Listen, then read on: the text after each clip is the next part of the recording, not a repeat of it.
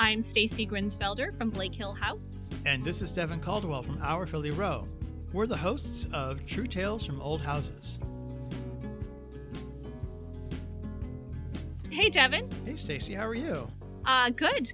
We got some snow last night. We actually expected 8 to 15 inches and only got just an inch or two, but it's pretty. You know, the first snow is always magical. It's the last one that really gets to you.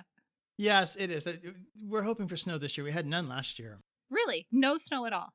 None at all. And that's kind of not usual. We usually get some snow. It's funny, you know, we always get on and we talk about the weather like old people, but let's just keep talking about the weather. Because everyone wants to know about our weather, right? Right. Well, I do live in Western New York, and a lot of people are very intrigued by the amount of snow that they think we get and so I like to set the record straight. We do get large snows, but we don't spend our entire winter snowed in. Right. Aside from the weather, what's been happening at your house? Well, my lipstick on a pig facelift of the dining room is almost finished. We sat at a table for Thanksgiving in a room that was pretty much done. So it felt pretty good, just the two of us. Yeah.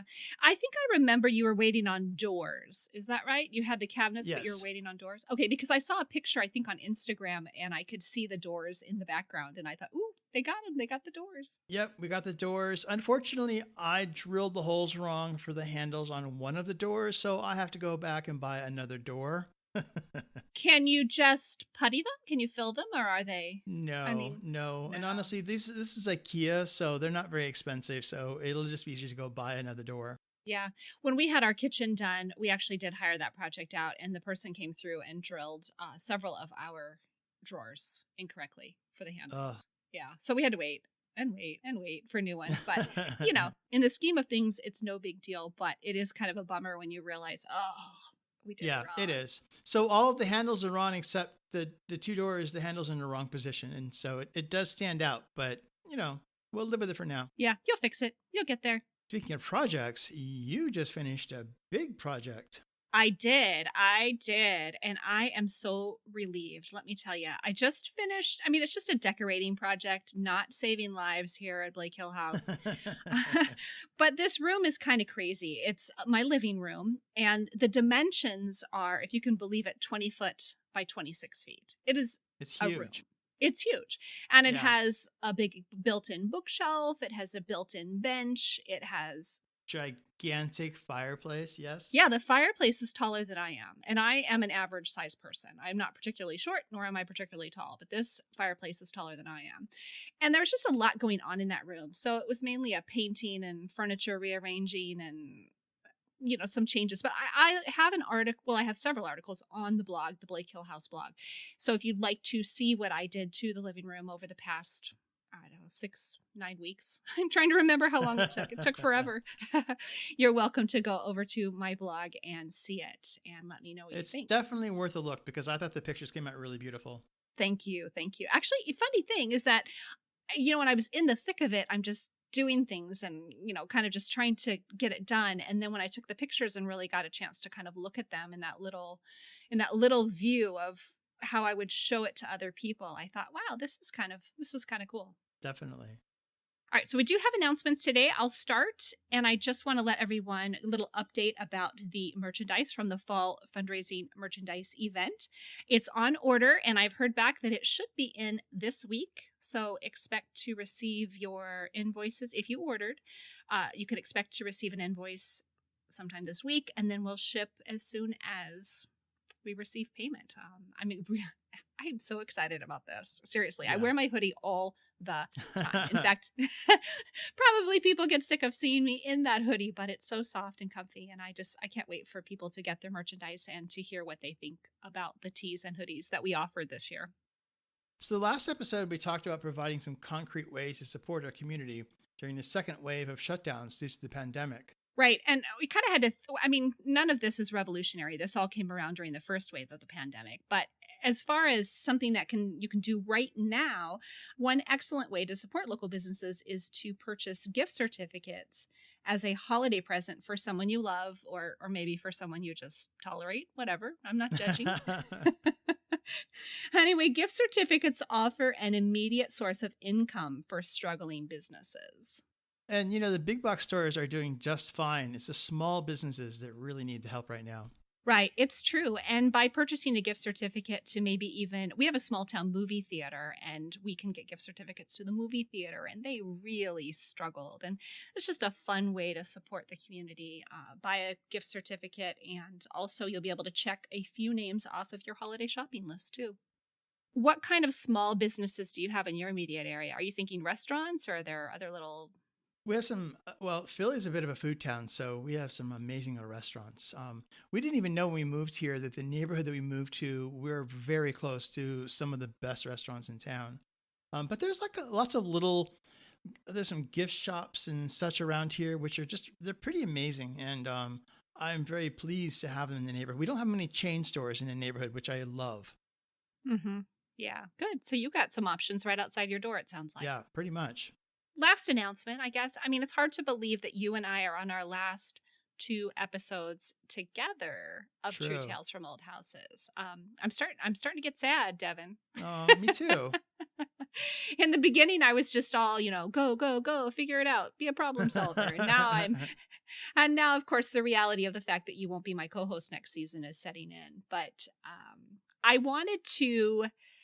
I mean, naturally, the show will have to change a little bit. So the announcement really that I wanted to offer today is that normally we take quite a short break in the month of December, and then we've always come back in the month of January. But because I'll be doing a little bit of retooling for next season, I'm going to break all the way through January. And the first episode of True Tales from Old Houses for season 5 will release on Monday, February 1st. Oh, February 1st. All right. The first episode of True Tales from Old Houses season 5 will actually air Monday, February 1st, which is coincidentally the first Monday in February. But thank you for waiting through the month of January for season 5, and I'll be up and running and ready to go with some new shows, new content, new guests, you name it. You're going to do great, Stacey. I just know it.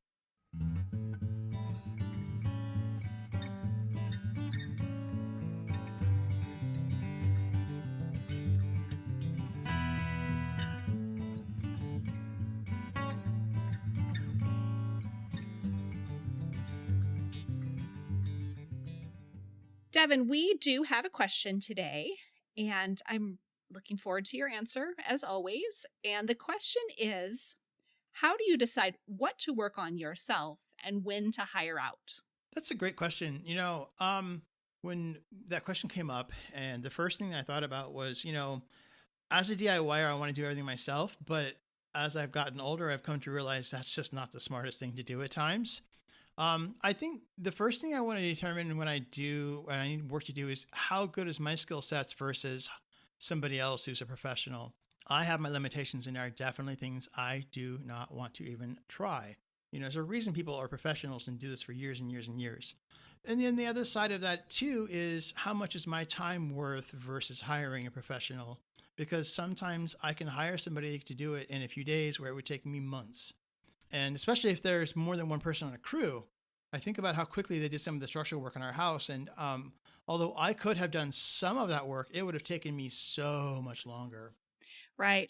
Yeah, I can see that for sure. What skill set do you, like, for an example, what is a skill set that you feel like you don't have that you would really want somebody else to do instead?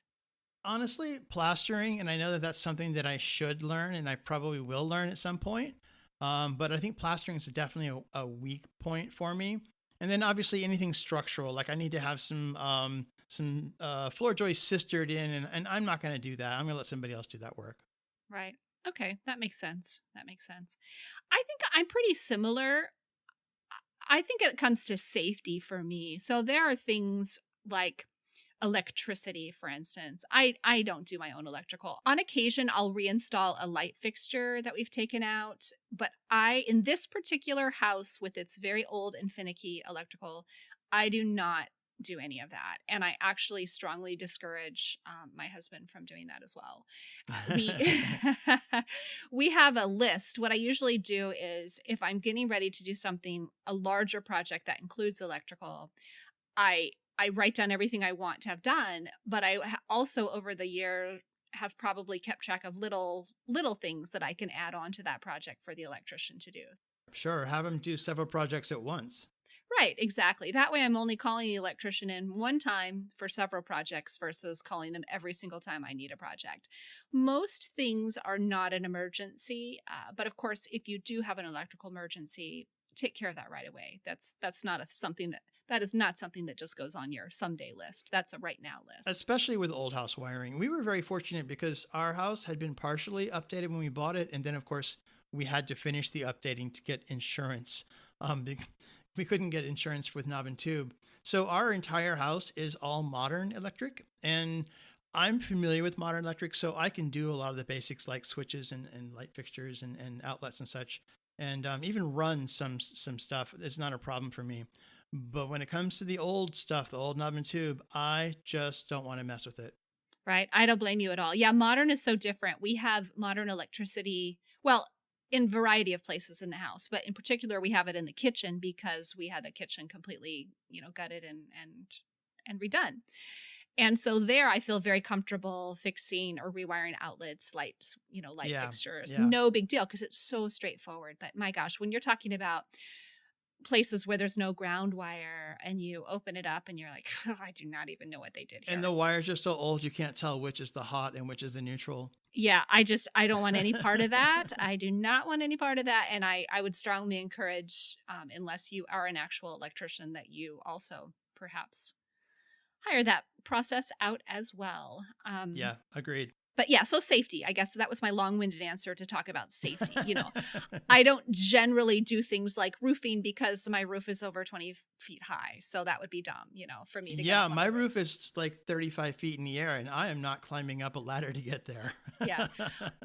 We do the gutters and I volunteer as tribute every year for the gutters, but I have 3 people holding the ladder at the bottom and they're under strict instructions to not tease me, not pretend anything is happening, to not fool around whatsoever with the ladder, We should put in the show notes a picture of me climbing out on our rear roof last year, cleaning the leaves out of the gutter.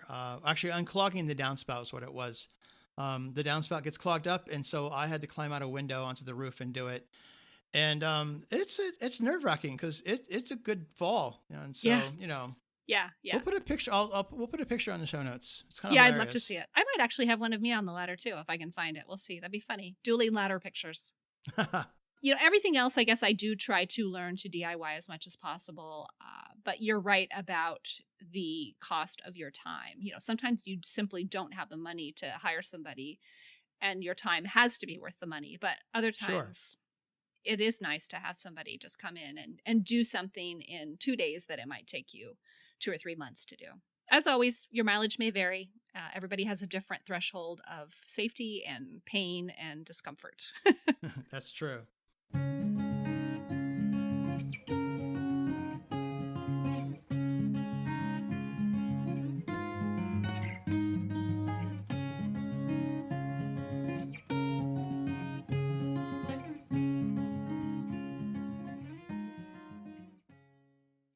Today's guest has been diligently restoring a house in Missouri for the past few years.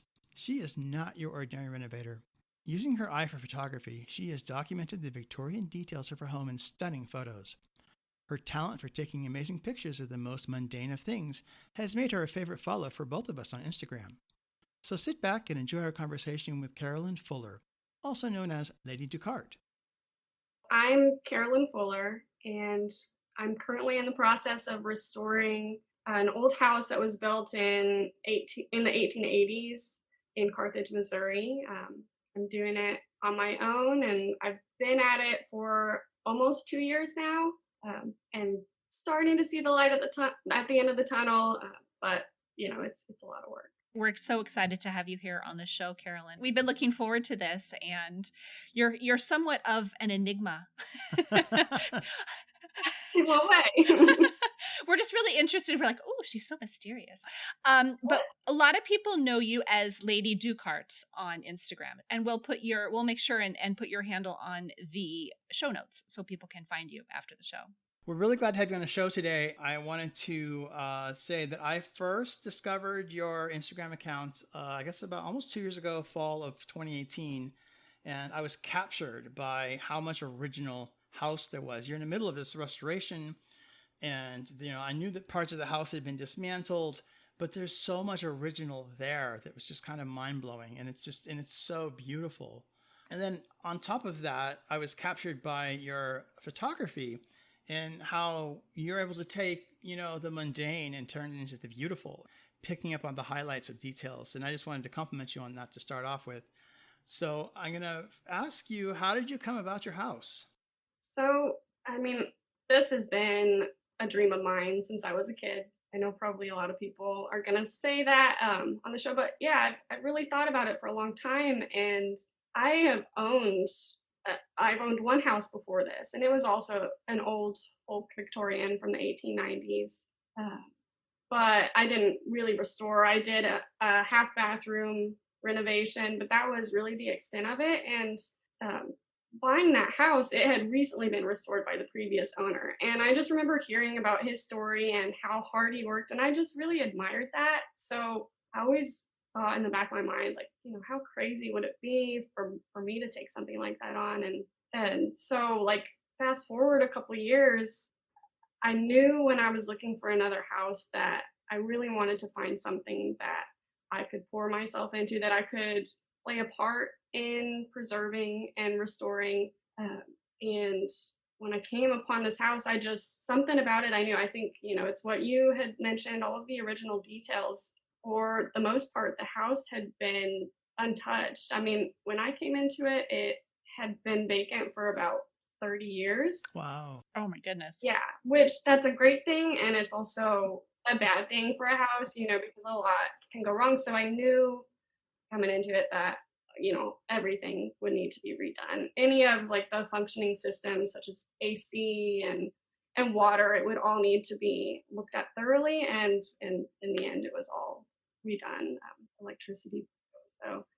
So I want to go backwards because you said probably most people say that they wanted to do this ever since they were a child, and I'm not convinced. So I would like to hear more about your childhood and what led you to be interested in restoring a big old house by yourself. Well, it goes way back. It honestly does. I remember being probably 7 or 8, and at the time, my family lived on a farm in the middle of nowhere.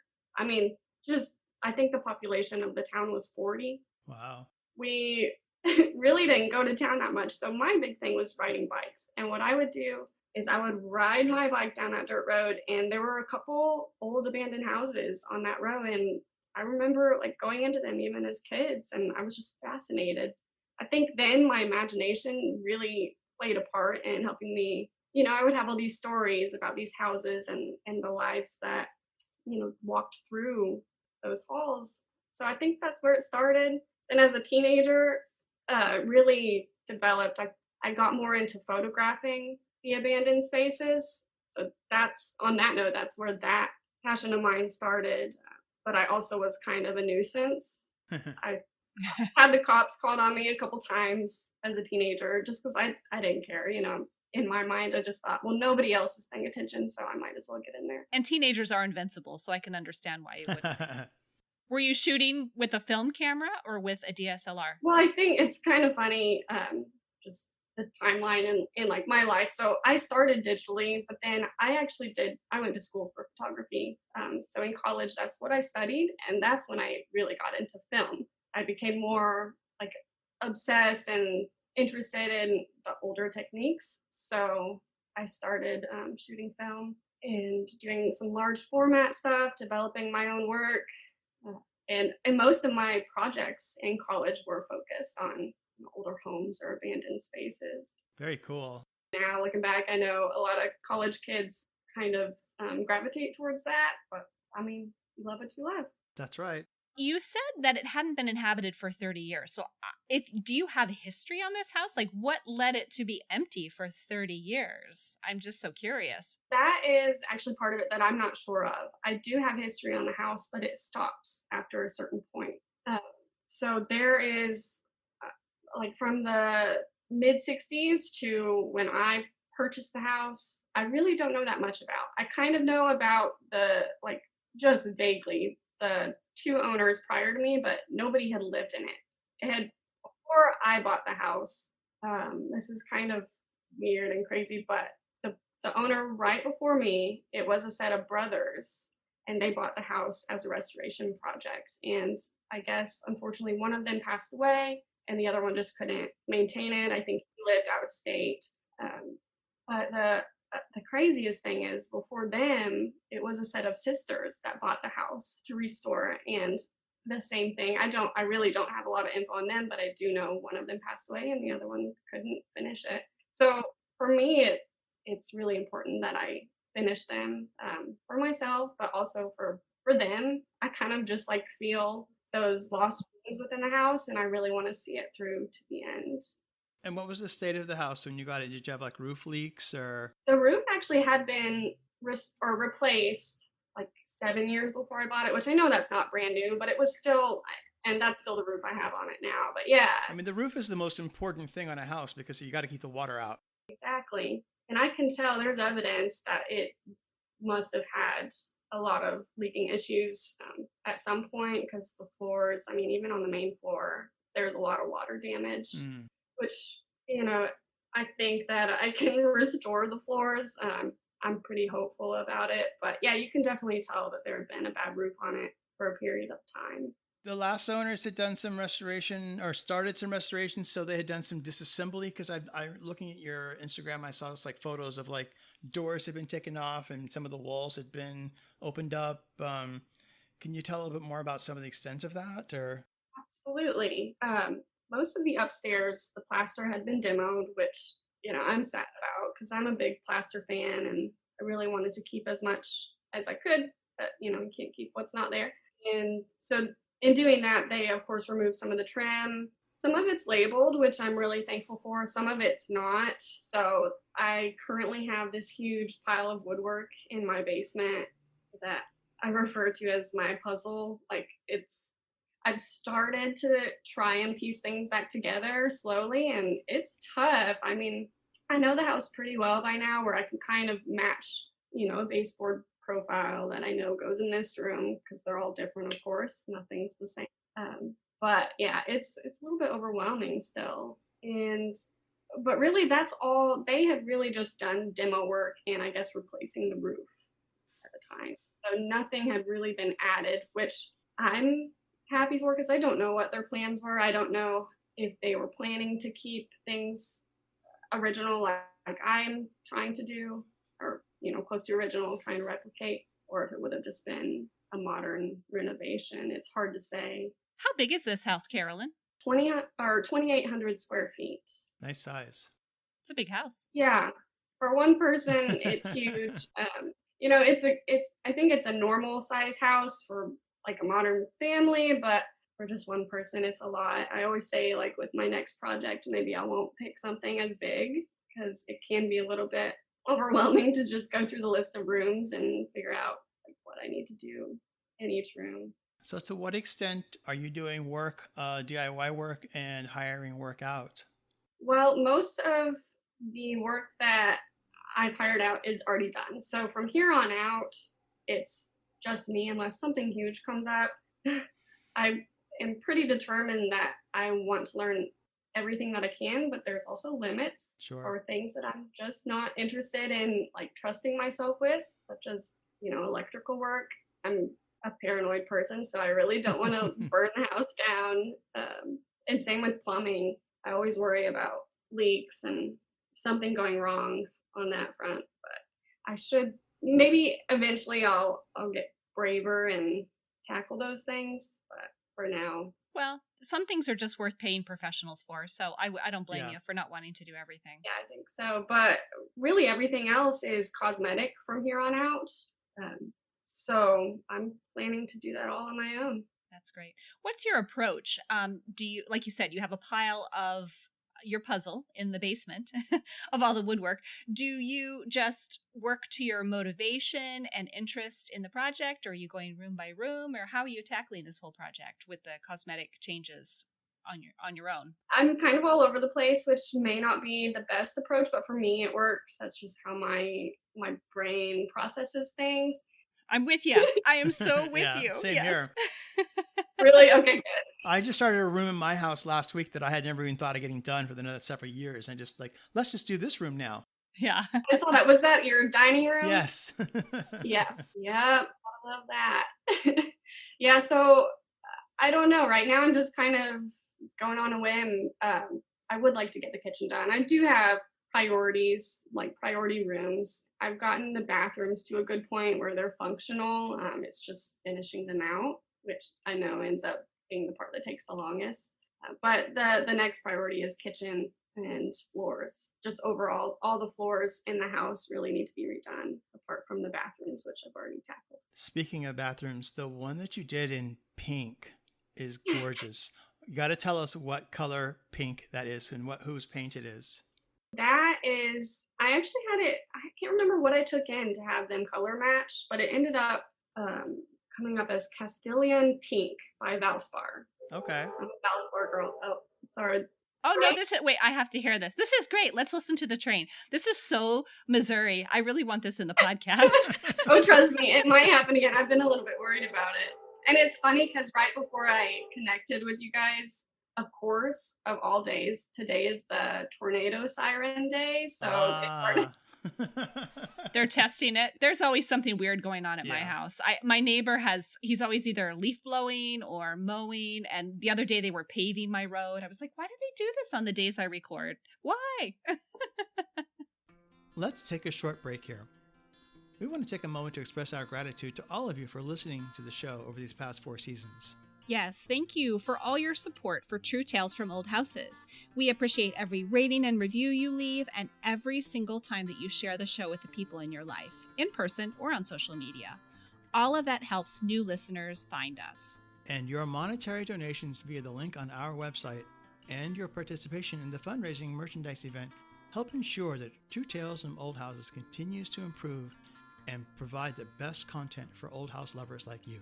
2020 has been a year like no other, and as we move through the last 4 weeks of this upside-down year, we want you to know how important you are to us. So thank you for making True Tales from Old Houses a part of your life.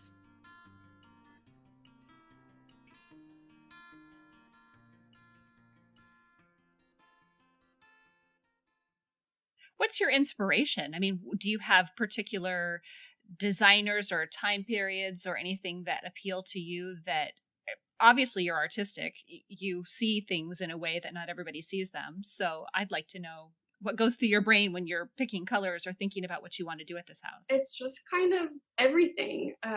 When it comes to colors, I really draw from old Dutch paintings. Something about the colors within those just really resonate with me. So color-wise, that's where I get that. I don't know. I'm honestly always looking towards art and historic architecture. I've spent some time in Europe and I just geek out the whole time over all the architecture there. So very easy to do. Yeah, definitely. I noticed in your highlights recently, you did a whole thing about money and like the process, and you saved up for a couple of years and you got a certain kind of loan. Would you be willing to elaborate a little bit on that? You don't have to go into too many details, but I think our listeners really like to hear about how people budget for things.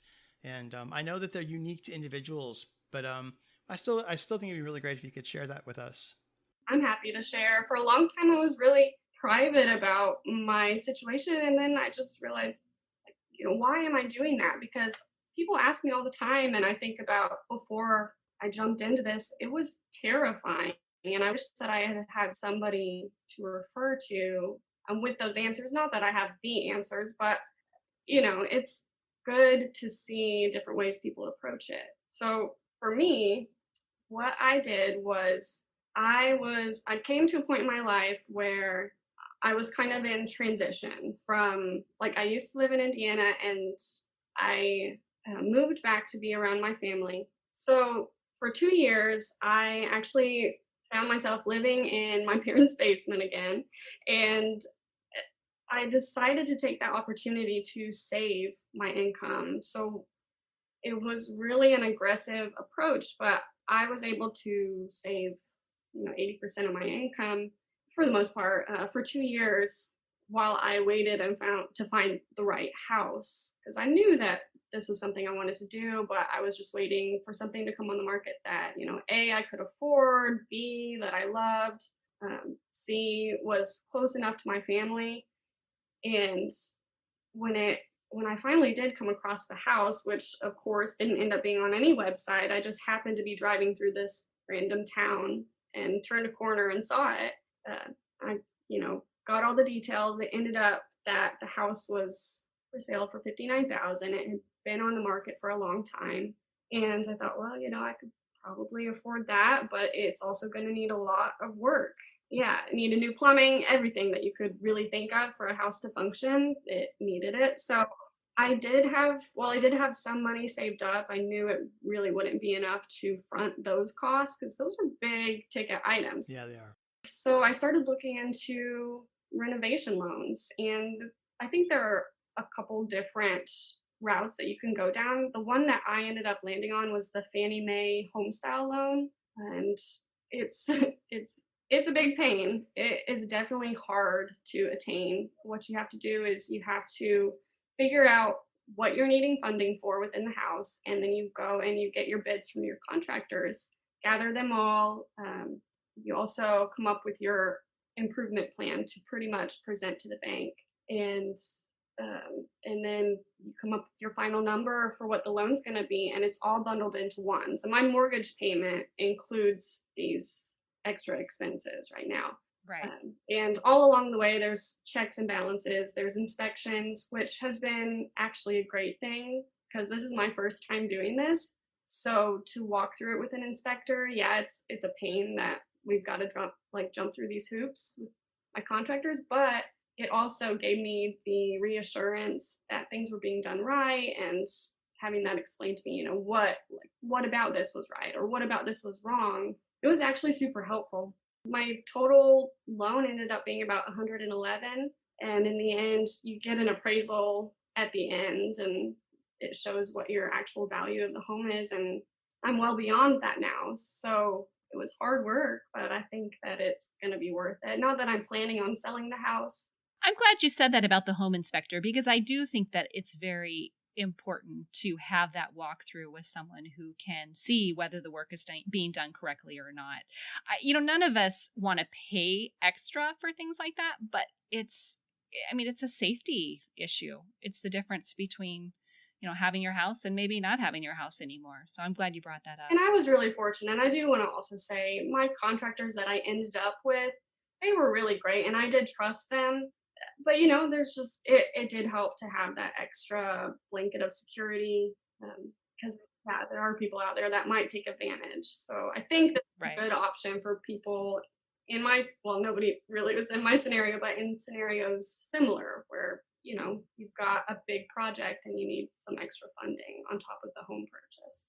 Right. And we hear a lot of contractor horror stories, but I think there are more instances in which they do a fine job. Yeah. Oh, absolutely. I mean, when I met up with, so I had to have a general contractor who really, he was given that title, but just for the purpose of the bank. But he really just helped me with divvying out the money. And when we got together that last time to deposit that last check from the bank, I wanted to cry because, we had been through so much together. Yeah. We were basically family at that point. Yeah. I'm really lucky that I ended up with the crew that I did. I know it doesn't always go that way. So do you have a point in time where you see yourself moving in? Yes. I'm sure you get this question all the time. I know I did not ask the question, when will it be finished? Because I know that that's never going to happen. But there is a point where you can move in. Just as soon as the floors are done. That's really I don't want to move furniture from room to room to room. So the biggest thing is just getting the floors done, which I would like to have done in the next couple of months. and then I can have it livable and ready. So we'll see. I was laughing because, people have asked me this all along, and I remember like so naively, right after purchasing the house, telling somebody, "Oh yeah, 2 months and I'll be in." And it seems like every time someone asks, I say 2 months. What's been your most difficult project so far? Oh goodness. Probably. I mean, apart from there were some plaster walls that I did have to demo because they were only like held on with wallpaper, and that was only hard in the sense that that stuff is tough to work with. It gets everywhere and it's hard to clean up. But probably the hardest project was sanding the bathroom floors, just because I didn't rent an actual floor sander. I wanted to be really gentle with them, so I just used a portable belt sander and just hours on end Yeah. did that by hand, and I could not move for, I don't know, maybe a couple weeks. It was pretty rough, but I'm glad I did it. They were also small spaces that I didn't think I could get a bigger sander into. There were a lot of reasons I did it that way. Well, the floors are gorgeous. Can you share what finish you're doing on the floors? Yeah, so it's been a mix so far, and it will continue to be a mix because the only floors I've done so far have been the bathrooms. So upstairs in my bathroom, which has the clawfoot tub surrounded by the windows, I wanted to match the finish throughout the rest of the second story. It's kind of it has a reddish tone to it, so I mixed up some stain to find a match or to get it as close as I could. And then in the bathrooms, I did end up polyurethaning because I wanted more water protection. Mm-hmm. But my plan has always been to use a linseed oil finish throughout the rest of the house. Just in those bathrooms, like I said, I'm a paranoid person. So water damage, I was really worried about. And that's just the route I ended up taking. The other bathrooms, same thing, sanding and polyurethane, but I didn't stain those floors. I just left them with their raw tone, and I do like how they turned out. That's great. It'll be fun to put some pictures on the show notes because I think everybody will want to see these rooms that we're talking about. They're very special. Thank you. And there's all those transoms. You have this amazing, like, there's just transoms everywhere and original transom hardware. And I see that, it just gives me chills of like excitement. And all the feels. I get all the feels around transom hardware. Devyn, have you ever been through Missouri? I have not. There's like a little hole in the center of the country towards the south that I have not traveled through. Yes. Well, she lives there. That's it. I get fixated on where you are because, of course, my mother lives in Missouri, and where your house is located is not too terribly far from where my mother lives. So that's one reason why I'm all over it. When you talk about Missouri, I'm like, I know the weather, I know the houses, but there's lots of big, beautiful, and sadly abandoned houses through that part of the country. So yeah, my house is in Carthage, Missouri, which at one point must have been so spectacular. It's just one of those towns that now has just become like this sleepy old town off of Route 66. There's not a lot going on there now, but you can tell because, for instance, like right past my house is kind of at the end of a lane that like use off. So my house is here, and along these two lanes that jut off from my house, it's like 2 rows of these incredible mansions that make my house look super sad, but they're incredible to just like walk past. It's a beautiful neighborhood, and nobody really knows about that town. I really don't either. It's funny because I bought this house and I have 0 connections there still. Well, my only connection to that town is that it was big at one point because my grandparents, I'm quite a lot older than you, and my grandparents who are no longer around, that was one of their, they had to go to Carthage every now and then. It was like kind of a big trip for them to go, it was a major deal for them to go to Carthage. Yeah. So things were happening there. I can't tell you what they were going there for, but it was kind of a big deal. All I know is, at the turn of the century, it was huge for like limestone mining. That's actually, I think, what brought the original owners of the house there, which I forgot to talk about that earlier, because my house was built, I can't find the exact date yet, I'm still searching, but it was built between 1880 and 1890 by Kate Franklin Newton and Edwin Newton, who came there from New York, and he was a minor. That's all I can really find on him. But she was actually the president of the Missouri Women's Christian Temperance Movement. Ah. Which I didn't know up until like a few months ago. It makes me feel pretty bad for all the wine I've consumed in the house. But yeah. You're making up for old times, right? Yeah, exactly. And we'll never tell. But yeah, I thought that was interesting. She lived there till she was 94, and he died younger. I can't remember where I found this. Some newspaper clipping. He died in 1911 from injuries that had never fully healed from the Civil War. So yeah, and she stayed there for the remainder of her life, and then she actually must have sold it, or maybe her kids sold it to the Ducarts. That's where that comes in. That was my next question. Yeah. On the historic register for my town, my house is listed, and it's listed as the Ducart house. That was the first tidbit of information I ever had on the house, so that's why my name ended up being Lady Ducart. But come to find out, they just owned it like in the 50s and 60s. It was Joseph and Josephine Ducart owned it together. Well, they divorced, and she got the house and started using it she started running a convalescent home out of it.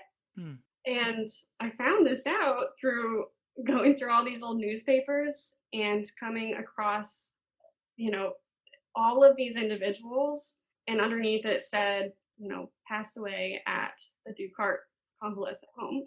I didn't even know what that was at the time. So apparently she ended up just using it and running a convalescent home. So a lot of people have died in that house, which I haven't even told like some of my sisters that, because they're a little bit like freaked out by the whole thing, and I still want my nieces and nephews to be able to come visit me. But well, let's hope they're not listening to the podcast.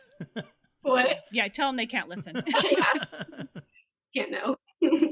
Well, I have to ask you this question then. Your episode's going to come out after our ghost story episodes, but are you someone who believes in sort of energy or ghosts, or have you had any experiences in your house since it's been empty and dismantled? I definitely believe in energies, but I'm sad to say I've not experienced anything in the house other than, I definitely do feel a sense of calm and like welcoming when I'm in there. But yeah, nothing weird has happened. Nobody believes me because it is definitely a creepy house. That's good. That's good. That must mean that it was a gentle and kind place to let go. I think so. Yeah, that's what I would like to believe. On your Instagram, we've seen lots of photos of the interior, but I'm curious, what is the exterior like, and do you have a lot of work to do on the exterior? Oh, goodness. Yes. Like, I almost need a separate account for that whole project, but that's going to wait. The outside, it is beautiful. It obviously caught my eye, but it's got vinyl siding. It's yellow, which is not really my favorite. And the yard is a jungle right now. I'm actually currently in the process of like taking bids from different landscapers to just tear stuff out, because as it is right now, it is really wild. There's poison ivy everywhere, and I am insanely allergic to poison ivy. Oh no. Yeah, the first summer I had the house, I think I went to the doctor like 6 times. Yikes. Oh no. Just because of poison ivy. And finally because I was at that point mowing the yard on my own, and finally I realized I'm spending more in doctor's bills than I would to hire somebody to mow the yard. So maybe I should, switch things up. So yeah, it needs a lot of work on the outside. It's protected, everything is secure, but it definitely needs some love and care. That's okay. We'll just look at the interior pictures and gush over the interior. Yeah, that's gonna have to suffice for a while. What do you think is under that vinyl siding? I am afraid to find out, because the house did have a lot of termite damage, which is something I knew about before I bought it. I of course had it inspected through and through by different people, and yeah, there was a lot of termite damage. And so there's particularly one side of the house, the east side, that I just am certain if I rip that vinyl off, it's just going to be nothing, which is probably what has stopped me from getting out there and ripping it off in the first place. I'm, yeah, a little bit worried about it. Sometimes things are better left unknown for the time being. For sure. Do you have any original windows? Do you still have original windows? The only ones I have are the stained glass windows. And there's a big picture window in the living room. But other than that, they were all replaced, which I'm not a big fan. I didn't replace them, but thankfully they maintained the original size and they did use wood with those. So it could be much worse. I look at other houses where, you know, they just shrunk the windows to practically nothing. And I'm fortunate that that's not the case here. Right. So when you pull up in front of your house, how do you picture it? And I'm not going to hold you to this because you could change your mind. But what color do you see it? What color on the exterior and trim do you see? Definitely a bluish green. I kind of want to do a monochromatic approach where the trim would be a little bit darker, and I don't know. Yeah, I think that's mainly what I want to do is just a darker trim, but maintaining the blues and greens. And I don't know. I get excited thinking about it, but I also I have to stop myself because I know that's a ways off. Yeah. Sure. All right. Yeah, this was a very short daydream. Sorry. It's over. Back to reality. Back to reality, yes. Well, I guess I'm going to just flip the script here and see if there's anything that you would like to tell us that we didn't ask you, or if you have any words of advice for people or anything that you just want to make sure that other people know about you or your house or your project. I think my main takeaway is like something that I really want others to know is that it doesn't matter what your current circumstance is. You know, people say, how are you able to do this? Well, it's really just sticking with it, you know, coming up with a plan and sticking to it even when it's not fun. It doesn't matter what your current situation is in life. You know, if things haven't gone as planned for you, you can still rebuild and create something beautiful, you know, even if it's not a house. You know, obviously this is just a house. There are other ways that this can manifest. And don't be afraid to do things that are scary. I was absolutely terrified before taking this on, and still sometimes I have moments where like reality hits and I just think, what have I gotten myself into? This is insane. I'm terrified. You know, how do I exit the scenario? But you don't. You just, you know, you got to stick with it and keep the overall goal in mind.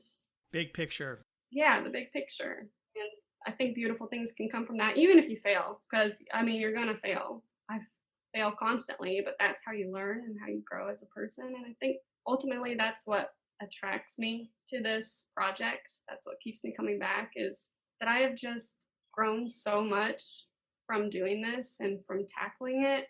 I'm not where I want to be in the end, but I'm working towards it. And that means more than anything to me, just to be moving along toward, you know, something greater. Well, Karolyn, we're really, really happy to have you on the show today. It's been really a lot of fun to chat with you about your house and to learn more about you. You're so much fun to follow on Instagram because you have beautiful pictures of the most mundane things that we can't necessarily see the beauty in, but it's there. And I just really appreciate that very much. So really, really happy that you were able to join us. Thank you, Devyn. I really appreciate that. I've been a big fan of both of you for a long time, so it really means a lot to come on here and just chat with you. Thank you. I enjoy following you too. It's total eye candy, your account, and it's kind of a little place to rest. I don't know if that makes any sense, but you know, I'm somewhat of a chaotic person. I think most people would agree that I'm a little chaotic, and it's nice to be acquainted with people who have that place of rest. And whether or not you feel chaotic or not, thank you for providing such beautiful photos and inspiration. I'm honored to be a part of it. Bye. Thank you. Thank you for listening to the show. For more information about this episode, including show notes and transcripts, visit truetalesfromoldhouses.com. Until next time. Bye for now.